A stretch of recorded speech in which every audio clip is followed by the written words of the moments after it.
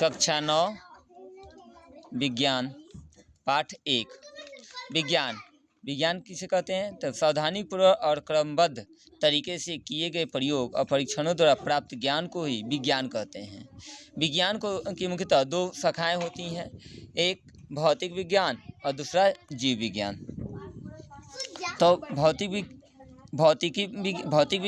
विज्ञान का संबंध निर्जीव पदार्थों और उनसे संबंध घटनाओं से होता है, जबकि जीव विज्ञान का संबंध सजीव पदार्थों और उनसे संबंधित घटनाओं से है। पूछा जाता है कि भौतिक विज्ञान किसे कहते हैं? तो जिसमें निर्जीव पदार्थ से संबंधित जो कुछ भी हम लोग अध्ययन करते हैं उसे क्या कहते हैं? भौतिक विज्ञान। और जीव विज्ञान जिसमें सजीवों और उनसे संबंधित घटनाओं के बारे में जानते हैं। उसके बाद भौतिक विज्ञान की भी 2 शाखाएं होती हैं। कौन कौन? तो भौतिकी और रसायन शास्त्र।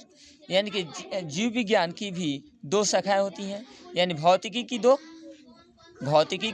2 शाखाएं और भौतिकी और रसायन शास्त्र। और उसी तरह से जीव विज्ञान की भी 2 शाखाएं होती हैं। पेड़ पौधे से संबंधित विज्ञान को वनस्पति विज्ञान और जीव जंतुओं से संबंधित विज्ञान को प्राणी विज्ञान कहते हैं।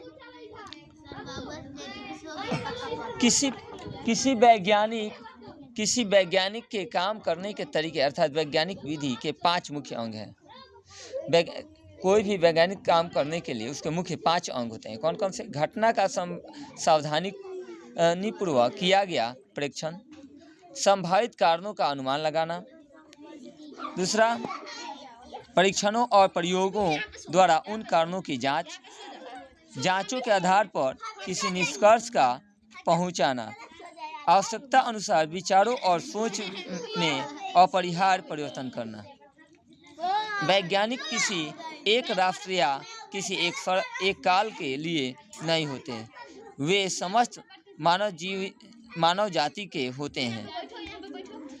यानी कि वैज्ञानिक जो होते हैं वो केवल एक ही देश के या एक ही समय के नहीं होते हैं, वो क्या करते हैं? वे सभी मानव जाति के लिए होते हैं।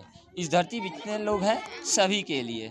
यानी कोई भी वैज्ञानिक कहीं का भी हो, किसी भी चीज़ का आविष्कार करता है तो पूरे विश्व में नाम होता है।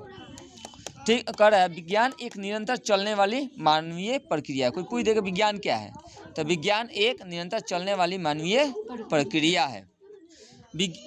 महान वैज्ञानिक अल्बर्ट आइंस्टीन ने कितना ठीक कहा था, इस बात को याद रखने की जो अद्भुत बातें तुम अपने विद्यालय में सीखते हो वे संसार के सारे देश में कई पीढ़ियों द्वारा उत्साहपूर्ण किए गए पर्याप्त और अनवरत परिश्रम का ही फल है।